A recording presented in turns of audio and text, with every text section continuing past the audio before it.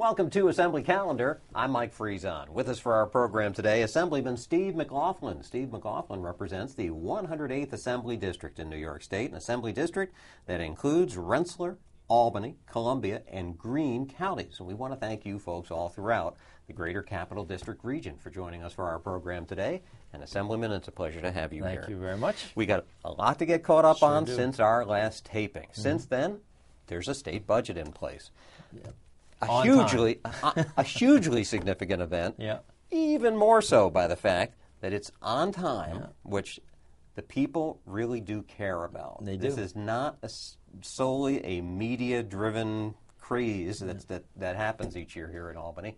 And the other thing about it, it is being described as historic because it spends less than the prior year's budget. Congratulations on a job well done. You get to Albany and... I took care of it. It was, it's important, I think. It's more than symbolic. I think it shows that the system can work, and in this case it did work. And kudos to the governor for staying the course and not yielding to a lot of pressure. And I think the legislature deserves a little bit of credit as well for not derailing the process, which they have so often done in Albany. This time we got it done almost early, missed it by about an hour and a half. It was that close to being early, but on time is good.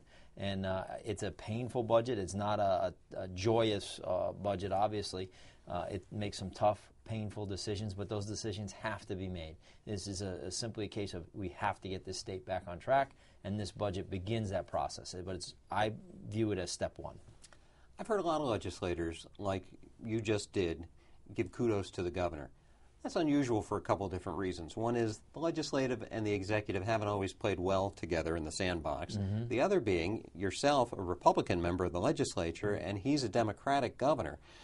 But it seemed as if a lot of people were really waiting to see how this was going to play out, if he was really going to stay with what he ran on as he campaigned for office. And he did, and he deserves a lot of credit for that. And there are some people who would say he's a great Republican governor right now. He is acting as a fiscal conservative. He really has a common sense agenda, and I view this. I didn't come here to act in a completely partisan way. I came here to get the job done, and I think that's the same mission that the governor has, and I think it's helpful that there are this many new members in here on both sides of the aisle that really came in here with an attitude, enough is enough, we're going to work to get this job done. So I think it's kind of the right time for all this to happen. But the governor stayed the course, so he deserves a lot of credit because he could have easily caved, and he didn't do it. So I commend him for that. Doesn't matter what side of the aisle's on. It's about fixing the state so that it's livable, not only for us, but for our children. You noted this budget shares a certain amount of pain. That's going to be expected when a budget spends less than the budget the year before did. That means there's cuts. That means certain programs are going to receive less monies. There may be a reduction in services. There may be layoffs, things along those lines. Right. As you've traveled around since the budget got passed, and you've been in Rensselaer and Albany and in between Columbia and Greene counties, the people that you represent, what's that give and take been like? What do you tell them to expect as this budget starts rolling into place? Well, I mean, some of this sort of is not perfect in the sense that if we don't provide some mandate relief to our counties and our cities and our municipalities, they're going to be forced to raise property taxes. That's the danger here, and I'm very, very well aware of that we need property tax caps, but we also need a mandate relief, and we need it fairly quickly. We can't let this go for a year or so because the municipalities have nowhere to go but the property tax owners. So while we did our job in Albany, we did most of our job. We still need to get mandate relief and a property tax cap in place, and we need ethics reform. So a lot of the same things I ran on, we've got step one. We got the we reined in state spending. That's great. There aren't any new taxes here. That's a very good thing.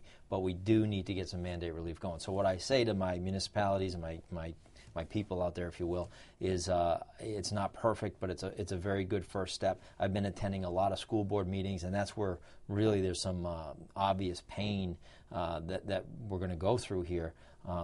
But I think at some level we need to get our house and our fiscal house in order, or we're going to collapse. And the governor recognized it, the legislature recognized it, so we did our job. And we were just talking about whether the governor would continue to enforce what he ran on. Most candidates for office last fall got it. They heard the people, and then the people spoke pretty loud in the voting machines themselves. Yeah, that's right. in who they sent to Washington and who they sent to Albany. Right. And now what I'm wondering is if the school district officials, the school board members, the administrators, have been paying attention to the Albany debate right now and really what they're going to do when it comes time to put out their school budget proposals for next month. Yeah, and I've seen a mix. We're starting to see some of the budgets start to trickle out, or the proposed budgets from the school boards, and I've seen some positive steps there as well, if you will. I mean, Lansingburg's looking at not much of an increase, maybe 1.8%. I've seen others, not so much in my area, but I've seen other parts of the state where they're looking at 12 to 15%. That's not going to fly with the taxpayers. They've had enough. They just, it's not a question of that the taxpayers don't want to spend on education. It's just that there's no more to give. They are tapped out. And that's really what we're seeing here, is the people standing up finally and saying, we cannot do this any longer.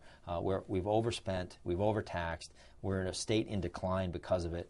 So I do really think that it's a new day here, hopefully, that we begin to turn the course and get New York back on track and open for business. It's been interesting to see in other states too, Wisconsin, Indiana, Ohio, and all, but a state in crisis, how it has really opened up new debates, new discussions that weren't had. Oh, that's right. Last year, the year before that. Yeah, there was a saying that Rahm Emanuel used all the time. I never really liked the saying of never let a good crisis go to waste. I understand what he's talking about now, because this crisis, in a way, presents opportunities that the discussion is forced. You have to have these discussions. Things like we're seeing school boards asking for pay freezes from their teachers' unions. I think that that's a good thing in the context of saving those teachers' jobs. If we can just kind of, for a year or so, hit the brakes, don't increase the salaries, try to keep those teachers right where they belong, which is in the classroom. Yeah. So those discussions are now being had, which ultimately is a good thing. You have to have the debate. Whichever way it comes out, you have to have the debate. You have to ask the questions. Yeah, and it's a different debate now. That's what's made it so interesting. Assemblyman McLaughlin stood up on the floor of the Assembly when it came time. The state budget comes in several different bills, and one of those bills, when it came up for discussion, the Assemblyman here stood up and debated on it. This was the legislative and the judiciary budget, and he had some issues with that, in that everybody else, so much of the state is asking to give back and to contribute to that shared pain we've been talking about.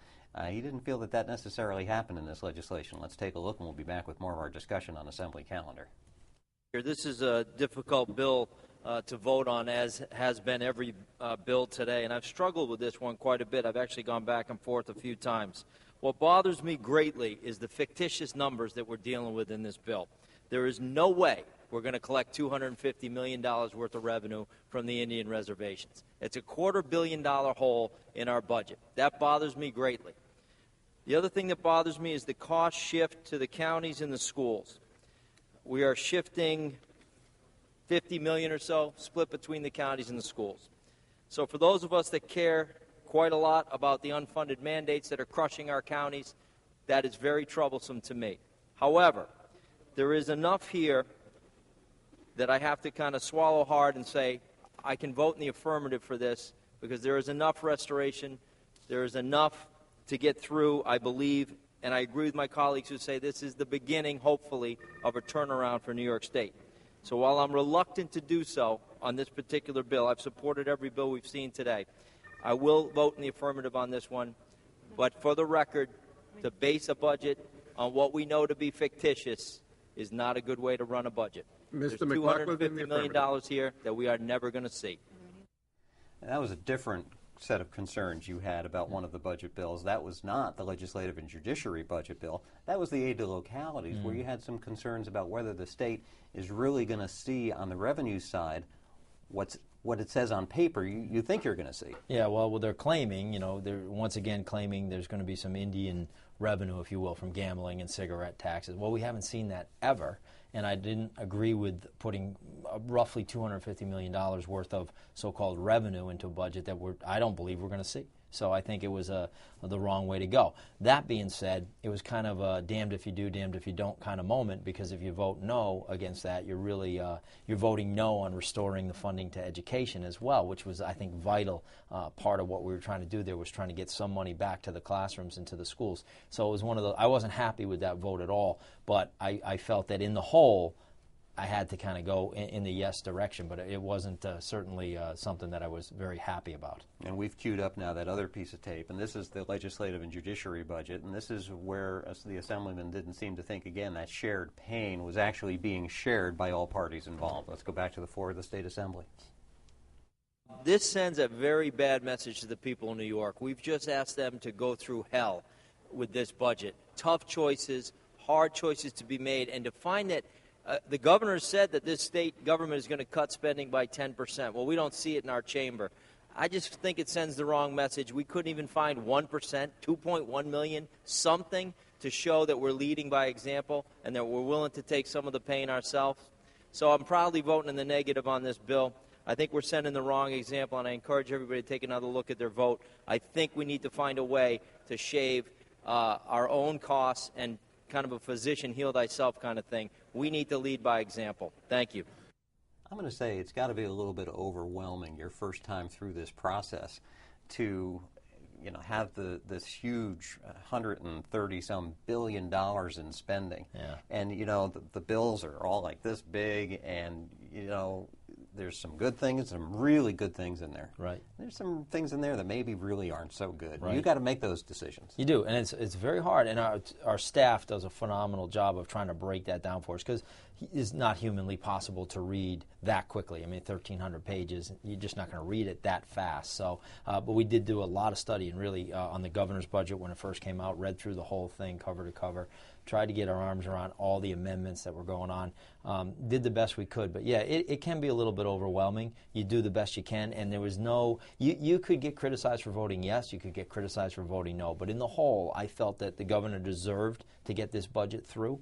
I think that it did largely what it was intended to do, but certainly not perfect. I mean, it was not an easy budget. Every one of those votes was difficult to make. That one in particular, I voted no on, because our legislative budget, if you will, stayed exactly the same as it was last year. Didn't increase, but it didn't go down.